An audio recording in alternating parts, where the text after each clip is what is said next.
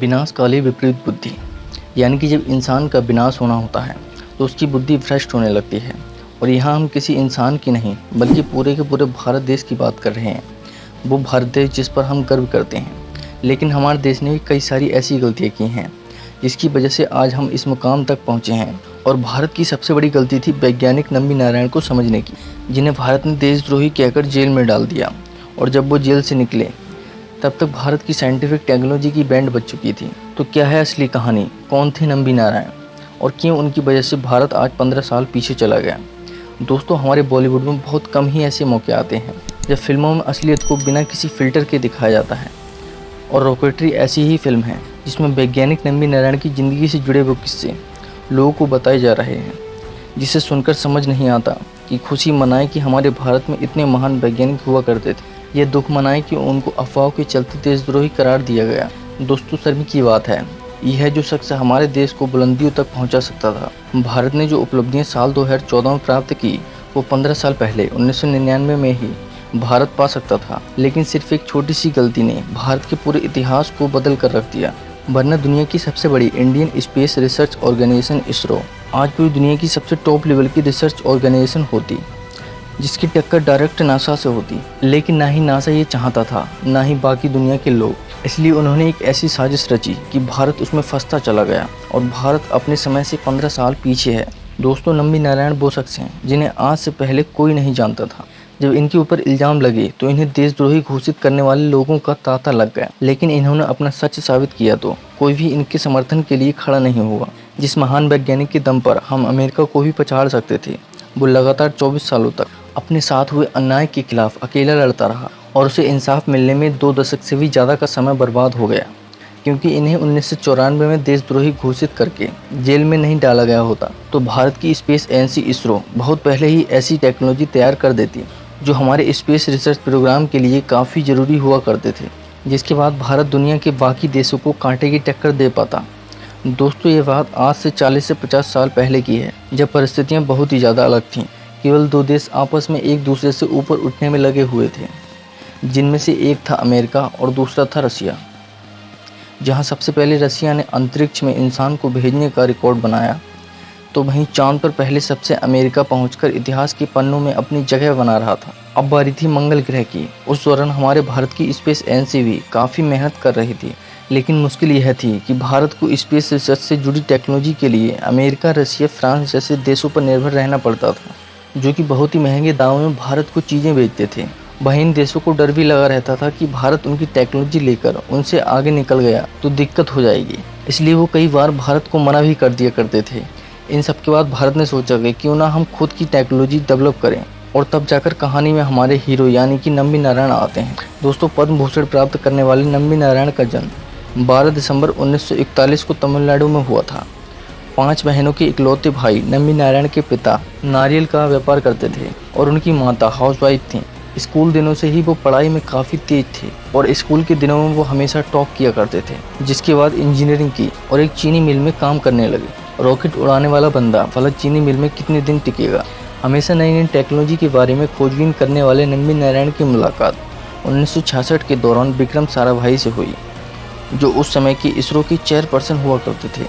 तब नंबी नारायण रॉकेट के लिए पेलोड इंटीग्रेटर के तौर पर काम कर रहे थे।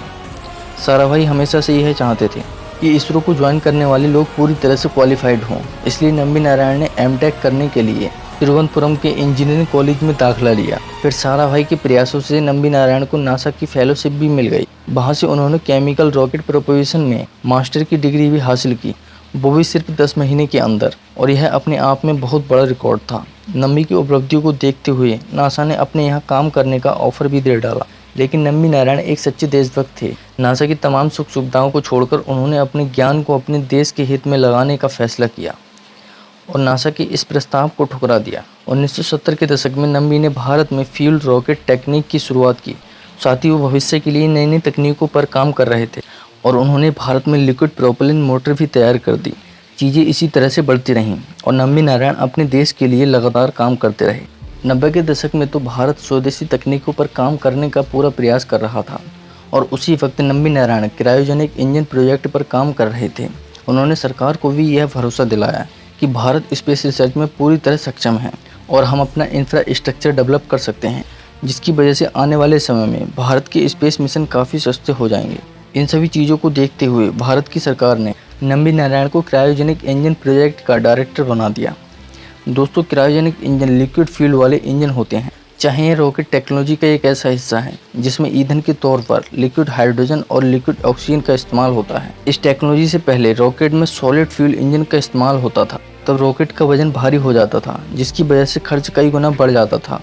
लेकिन क्रायोजेनिक इंजन प्रोजेक्ट के आ जाने से स्पेस प्रोजेक्ट काफ़ी सस्ते और आसान हो गए। इसके अलावा लिक्विड ऑक्सीजन से ज़्यादा फार और थ्रस्ट प्रोड्यूस होती है। 90 के दशक में अमेरिका और ऑस्ट्रेलिया इससे पहले तैयार कर चुके थे। वहीं हमारे भारत में नम्बी नारायण इस प्रोजेक्ट पर लगातार काम कर रहे थे।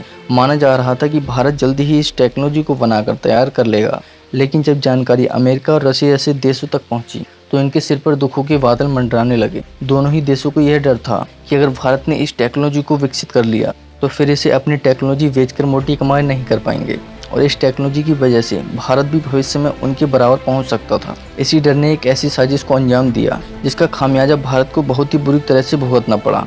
सन 1994 के अक्टूबर महीने में केरल पुलिस ने तिरुवनंतपुरम में मालदीव की मरियम रशीदा नाम की एक महिला को गिरफ्तार किया। गिरफ्तारी के वक्त मरियम के पास इसरो के कुछ रॉकेट इंजन के डिज़ाइन मिले, जिसके बाद यह आरोप लगा कि मरियम इसरो के स्वदेशी क्रायोजेनिक इंजन के डिज़ाइन को पाकिस्तान को बेचने वाले थे। जिसके बाद पुलिस ने इसरो के टॉप साइंटिस्ट और क्रायोजेनिक प्रोजेक्ट के डायरेक्टर नम्बी नारायण समेत 2 और वैज्ञानिक बी शशि कुमारन और डिप्टी डायरेक्टर के चंद्रशेखर को गिरफ्तार किया। इसके अलावा रूसी स्पेस एजेंसी के भारतीय प्रतिनिधि एस के शर्मा के साथ साथ मरियम की दोस्त फाजिया हुसैन को भी गिरफ्तार किया गया।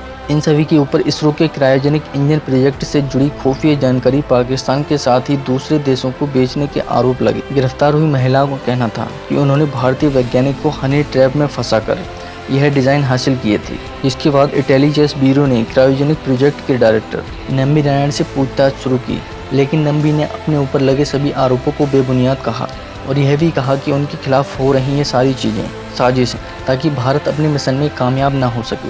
लेकिन किसी ने भी इनकी एक नहीं सुनी। बिना जांचे परखे पुलिस की कही बातों पर भरोसा करते हुए मीडिया ने भी नम्बी नारायण को देश का गद्दार घोषित कर दिया। हर कोई नम्बी नारायण के ऊपर उंगलियां उठा रहा था। किसी को सच्चाई का पता नहीं था, लेकिन लोग नम्बी नारायण के पीछे हाथ धोकर पड़ गए थे। और यह सब कुछ तब हो रहा था तब नम्बी नारायण क्रायोजेनिक इंजन बनाने के बिल्कुल करीब पहुंच गए। अगर यह प्रोजेक्ट सफल हो जाता तो देश की हालत कुछ और ही होते। हमारे देश का काफ़ी पैसा बच जाता, जिसे देश के विकास के दूसरे कामों में इस्तेमाल किया जा सकता था। लेकिन नहीं, भला देश के दुश्मनों को यह कहाँ मंजूर था कि भारत आगे निकले, जिसकी वजह से नम्बी नारायण की गिरफ्तारी के कारण भारत की स्पेस एजेंसी इसरो कई दशक पीछे चली गई।